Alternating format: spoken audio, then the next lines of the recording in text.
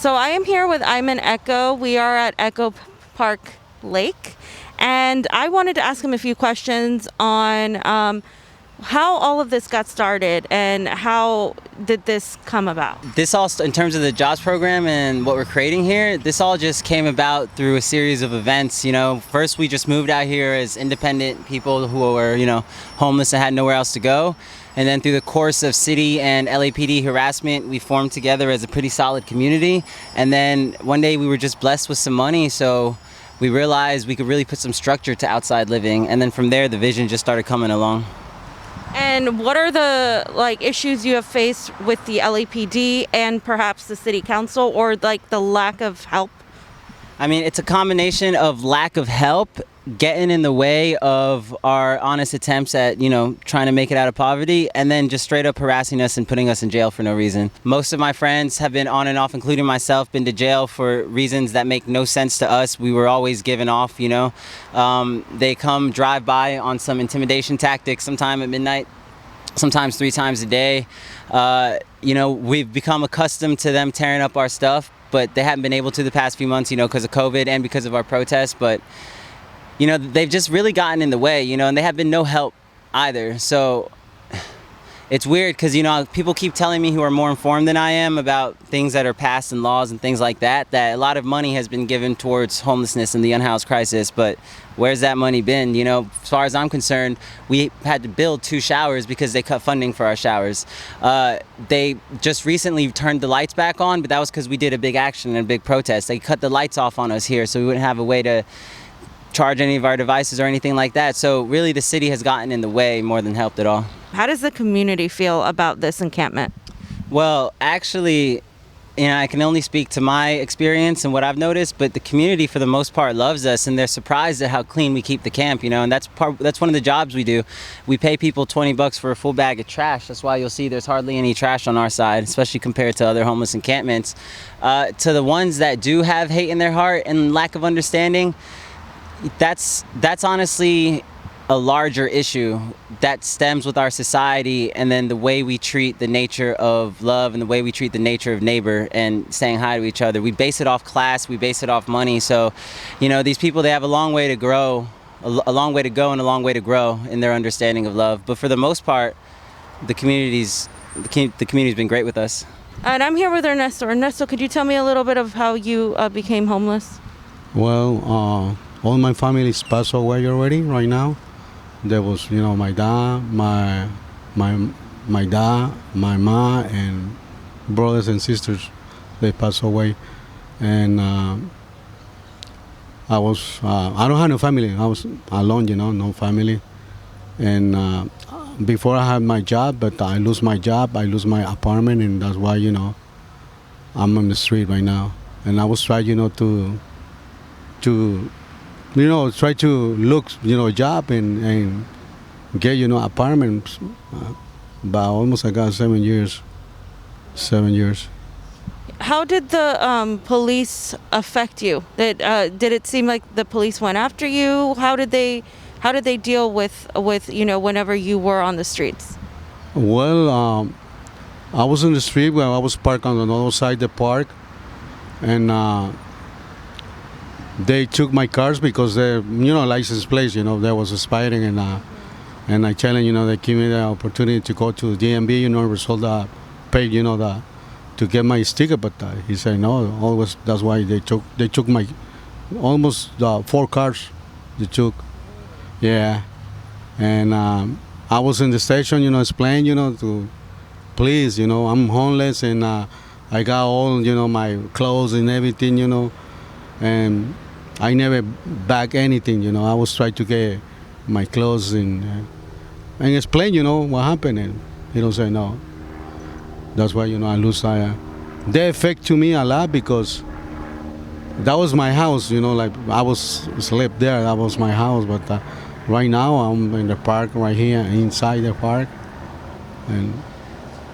And what do you think about this park and the people you've met here in this community? Well, the first I had in my mind is, respect. I'm respect everybody, no matter what, men or women, I'm respect. and I try, to help, like, because that's for everybody. It's not only for me, It's to help, to get water, help in the I was trying to do help in the kitchen, clean, like that, to bear, to look, everything, clean, and that's the only I do right now, to help out. I feeling I do on my heart, to clean better, to look good, the kitchen. What would you tell people about being homeless? What's one of the things you would like to, a misconception that people have when they think about somebody that's homeless? What would you like to tell them that to correct their misconceptions? That's a good point. People, they think, because they think, they're homeless. They look, some people, they look, bad, and they look like, oh, look this guy, and but they know, why I'm homeless, I'm homeless, because like I said, my whole family's passed away, and that's affect to me a lot. They affect to me a lot because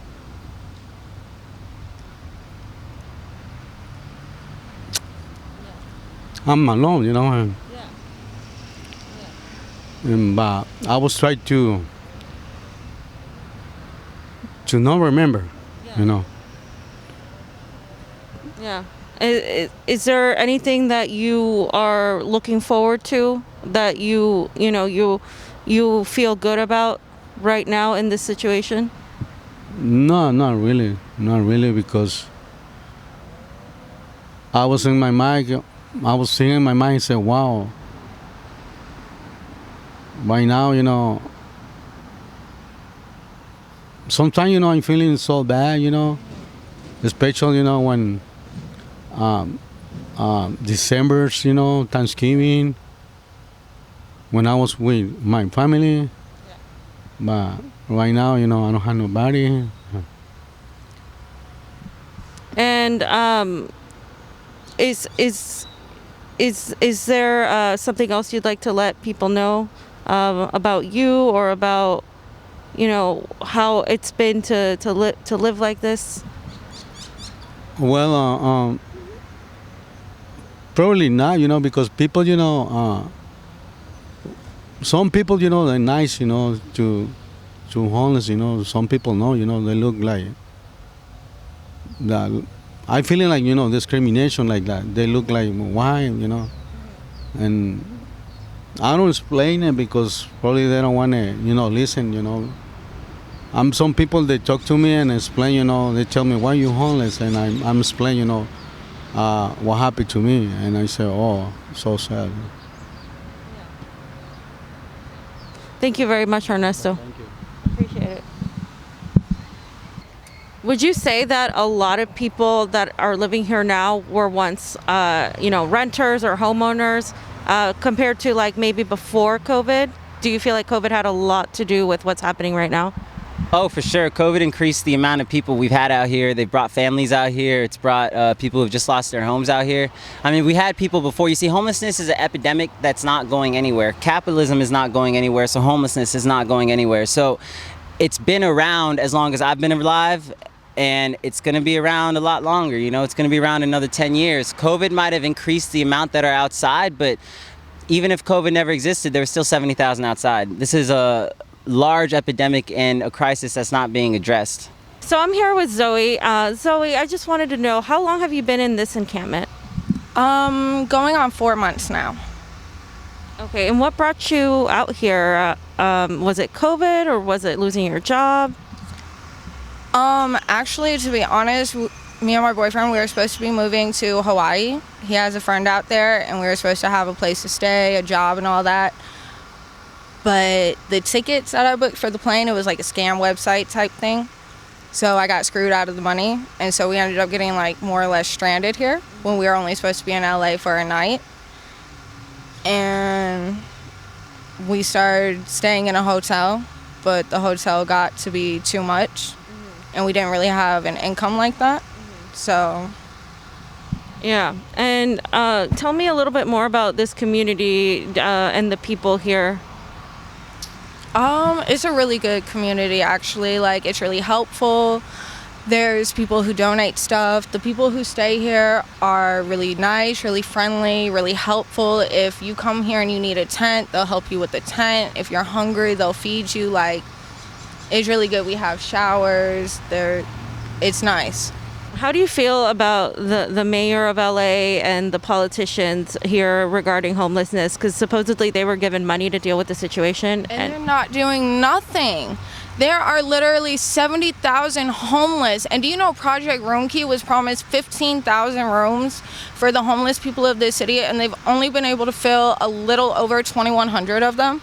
Because all these really nice hotels like the Ritz and anywhere, the W, even like low budget shit, won't do it because they're afraid it'll mess up their brand, or the homeless could be infected with COVID. Like, I don't know if you know this, but none of the homeless have really been diagnosed with COVID. Really? You don't know anybody here who's been sick? No.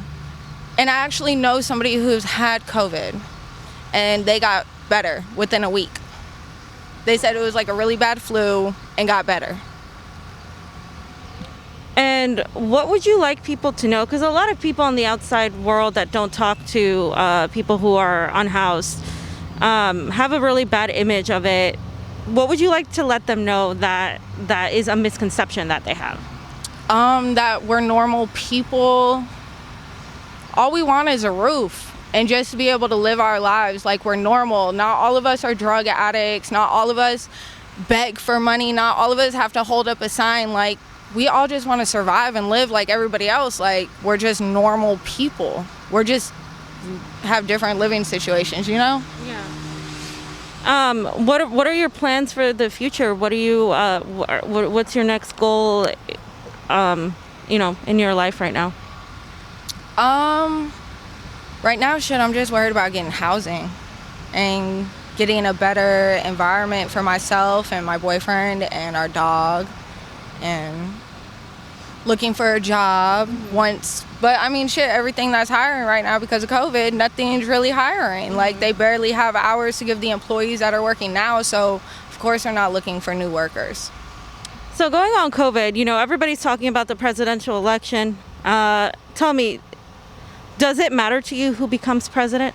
Not at all. And only because it doesn't matter who's president, because all the president is a fucking mascot. The president does not decide nothing for this country. It's all up to the government. Whatever the government wants, the Congress, the House of Senate, like even the mayors of the city, and even petty like government officials, like for cities and stuff, it's all up to them. It's never up to the president. All the president does is sign shit and get a speech written and read it. That's it. They're the mascot for the country. How do you feel about police and how they've been handling this crisis and treating unhoused people? Oh, horribly. Oh my God. Do you know, just a couple weeks ago, me and my boyfriend, we had an incident with the city shower people. They tried to lie on my boyfriend and said that he had a rock or a gun. Literally at least 20 police officers all pulled up with rifles, cocked, loaded, all that, aimed at me, him, our friend, and my dog. Like, what are y'all coming out here for? They're out here for at least 30 minutes just to arrest him for what? What did he do? Like, he did nothing wrong. And they're so unhelpful. They don't do nothing. So why are y'all around? What are y'all getting paid to do? There's just a death here, and they're not even looking into it. Regardless if it's an overdose, that's still murder. You can still find the person who dealt the person the drug, and that's a murder on them. Y'all don't even ask no questions. Y'all ain't trying to find nothing out. Y'all don't do nothing. What do you think is the solution to homelessness? I mean, is it the system? Is it the people? Is it the government? How do we solve this situation? I feel like it's mostly the government, because to be honest, it's all up to them. If they really wanted to do something about homelessness, they can. But they're not. They use funding for other shit. They're building all these nice-ass $1 million fucking apartments and condos that they charge $5,000 a month for rent. Who's buying that right now?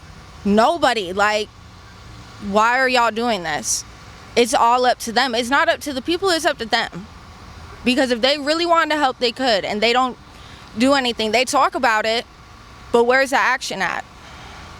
And what are your goals what are you guys trying to do? I see a garden over there. I see a kitchen. Tell me more about what you're trying to do next.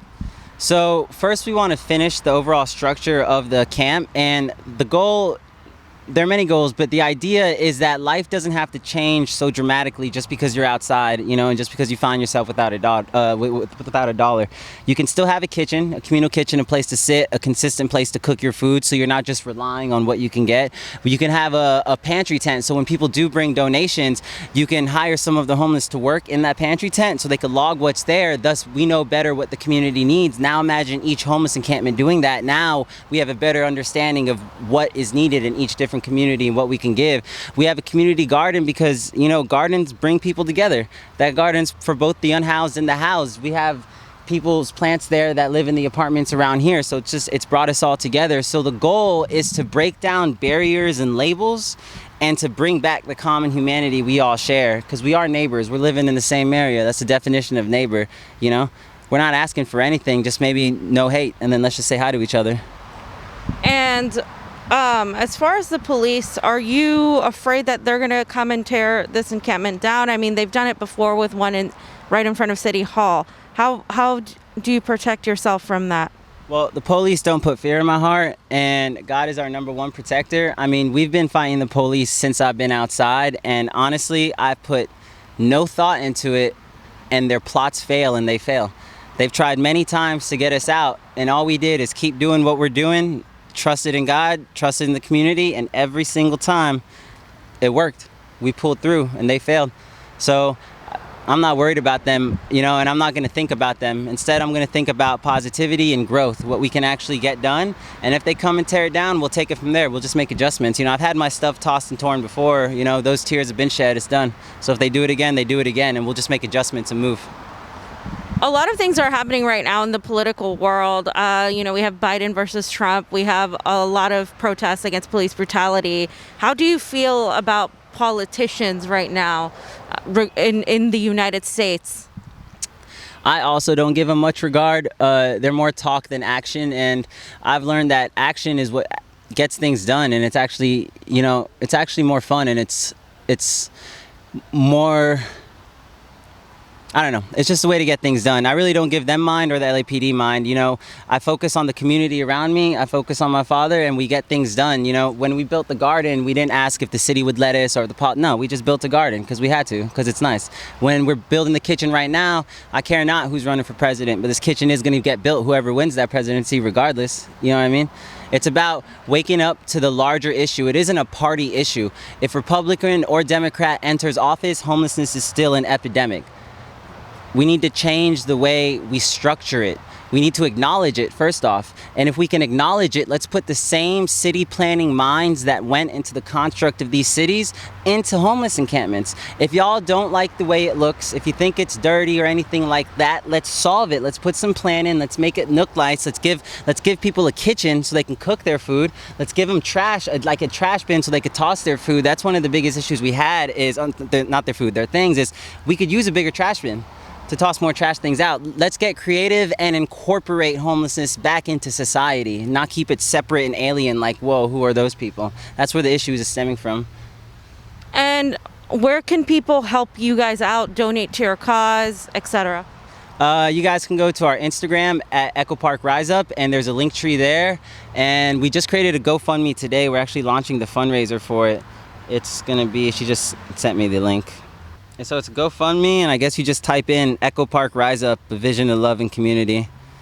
And yeah, our goal with it is we're sort of bypassing, because you just asked me about what I feel about officials who are elected. We're kind of bypassing them because they've shown apathy. They've shown an appetite to get nothing done. So what we're doing is it's people paying people. Whoever can donate just $5, $1, $10, no amount is too small. We can then take that money and directly start paying the unhoused. And that gives them a sense of agency and purpose. And you can really see a person switch from just being negative and down on themselves and really doing, really failing at life, to just having a perk in their step and wanting to get things done. When you give them that sense of agency and purpose, right? A job, and just, hey man, here's $20 if you pick up a bag of trash. They're gonna pick up a bag of trash.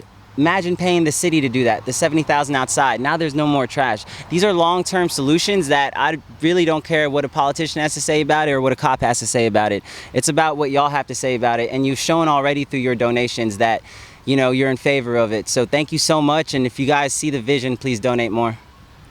Thank you, Ayman. Appreciate it. Yeah.